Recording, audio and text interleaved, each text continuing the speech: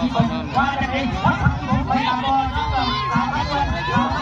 หนีกันมาไปกันมาว่าจะไงวัดพักที่ผมตามพักวันวัดพักที่ผมตามพักวันที่ห้องพักที่หนึ่งที่พักกันแขนพักวันวัดพักที่ผมที่พักที่แขนตะวันตะเกียบเดี๋ยวนี้กำลังดูดีเปิดตัวบอกว่าจะไงว่าจะไงคุ้มมาแล้วคนที่ชื่อชี้กันไปคนนั้นไปตามคนตามคนตามคนตามนี้เอาเลยเอาเลยเอาเปรียบดูเลยมายังมาดีเลยหนีเลยหนีไปคนนี้เดี๋ยวนี้ครับ